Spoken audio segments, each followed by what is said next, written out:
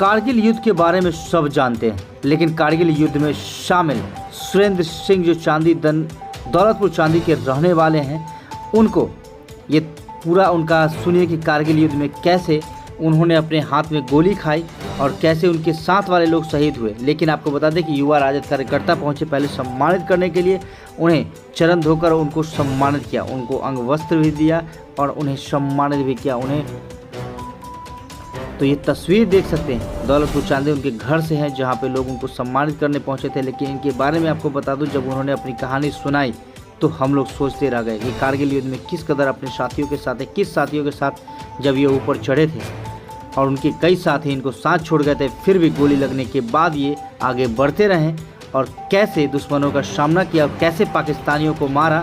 पूरी कहानी, पूरी वीडियो सुनिए।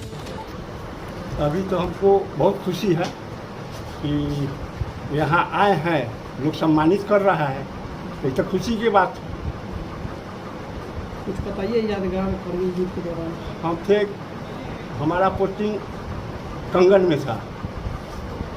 कंगन से सीओ साहब कहा कि जिस काम के लिए आए हैं उस काम के लिए चलिए। हम लोग अपना झोला पोछ हथियार दिए और चल दिए कारगिल के लिए। कारगिल से और आगे बटाली पड़ता है, तो बटाली में हम लोग शाम में पहुँचे, वहाँ रह गए शाम में। इसके बाद सीओ साहब बिहान में कहा कि 5-6 जवान उस टिकरी पर बैठा हुआ है, तो बोले कि चार्ली कंपनी 9 प्लाटून उस पर जाके अटैक करेगा। तो हम लोग गए वहाँ, तो देख रहे हैं कि हमसे ज़्यादा है। फिर सीओ साहब के पीछे खबर किए सेठ से। तो मेजर पहले तो इसके पहले हम एक जवान को मारे, पाकिस्तानी को, उसके झोला पोछ में से निकला उसका आइडेंटिटी कार्ड, तो हो गया कि पाकिस्तानी फौज है यहाँ। इसके बाद मेजर शर्मानंद सवेर में चल दिए, वहाँ से आके आते आते आरल के फायर खोल दिए। एगो तो मिस कर गया, एगो बैंकर में फटा। बैंकर में फटने के बाद शर्मानंद साहब कहा कि आगे बढ़ो, तो हम 5-6 उनके साथ हो गए, आगे बढ़ने लगे। जैसे गणेश यादव, शर्मानंद साहब, ऑपरेटर, हम 1-2 जवान और हो गए।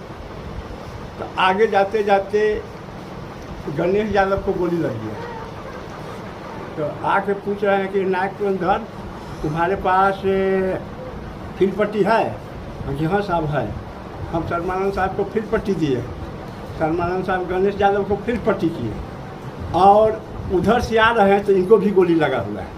तो हमसे कहे कि आर है, हम कहें कि उसी जगह लेट जाइए, उसी जगह। तो उस जगह वो ऊर्ध्वश्वास में थे।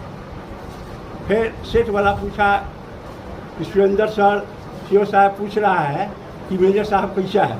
हम कहा कि सीओ साहब को बता दो कि मेजर साहब ख़त्म है। तो बताया, तब फिर कह रहे हैं सीओ साहब कि नायक सुरेंद्र को पीछे लाने के लिए कहो शर्मानंद साहब के। तो अब शर्मानंद साहब को हम भी तब देख रहे हैं कि चल रहा है गोली।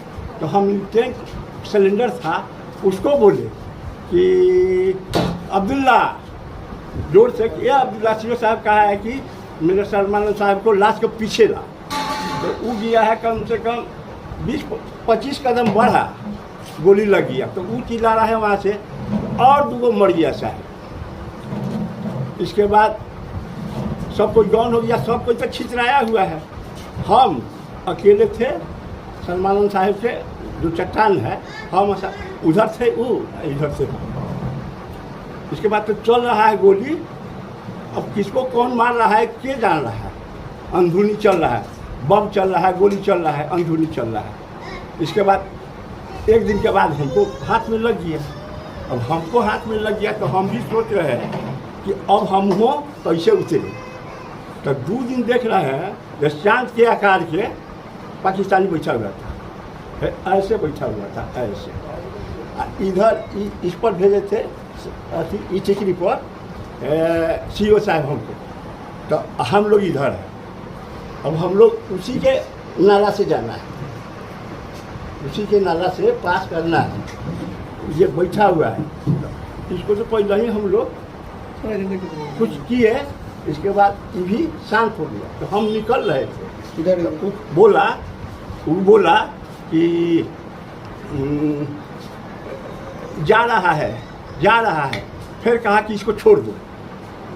सुन रहा है, पाकिस्तानी बोल रहा है कि इसको छोड़ दो। हम थोड़ा दूर के बाद गए, हमारा डॉक्टर साहब थे, LMG लगा हुआ था। हम सामना सामने हुए, बोला कि अपना जवान है, उधर से कि अपना जवान है।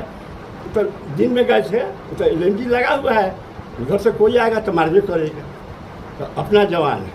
तो हम वहाँ गए, हमको बहुत भूख लगा हुआ था, तो मीट भात खाए। एक बाद डॉक्टर साहब फील्ड पर एते हमारा इलाज कर दिए। इसके बाद हम बटाली रोड पर आए। इसके बाद कंगन हॉस्पिटल में रहे एक दिन।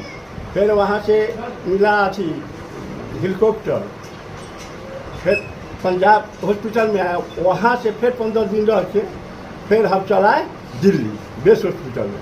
और बेस हॉस्पिटल 15-20 दिन वहाँ भी रहे। इसके बाद आ गए हैं दानापुर। कुछ यादगार आपके नज़र में, कुछ यादगार चीज़ है आपके पास?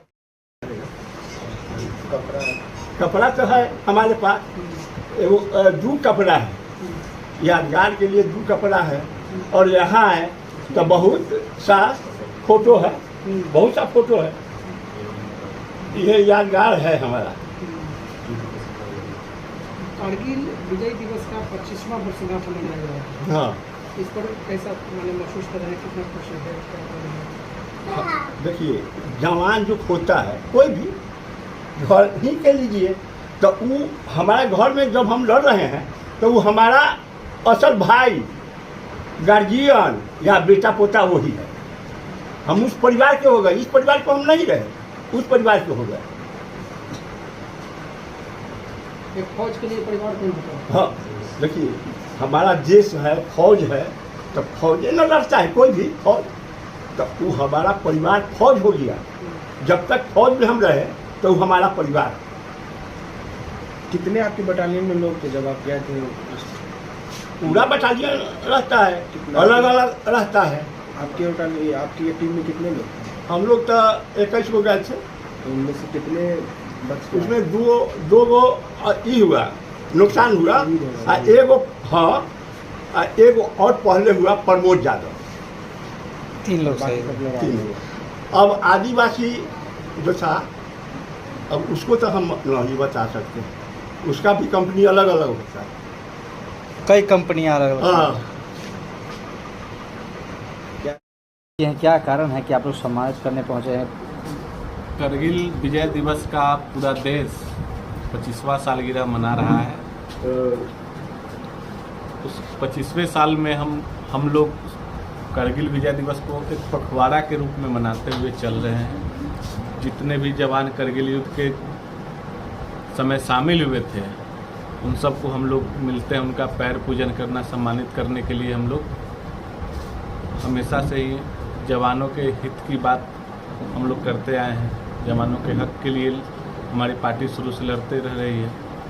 इसी को लेकर के हम लोग आज दौलतपुर चांदी में, जो सुरेंद्र सिंह जी हैं, करगिल युद्ध में बटाली बॉर्डर पे वहाँ पे शामिल हुए थे। इनको गोली हाथ में लगा था। हम लोगों को सबसे ज़्यादा इन लोग से सीखना है कि युद्ध के मैदान में कैसे डटे रहना है, कैसे हार नहीं मानना है, दुश्मनों को कैसे छक्के छुड़ाना है। इन लोग से मिलने के बाद हम लोग के अंदर भी जुनून एक जागता है। लोग देश की रक्षा के लिए अपनी जान भी न्यौछावर करने के लिए तैयार है। इसी को लेकर के आज हम सभी लोग उनको सम्मानित किए हैं और करगिल विजय दिवस का पखवाड़ा मना रहे हैं हम लोग।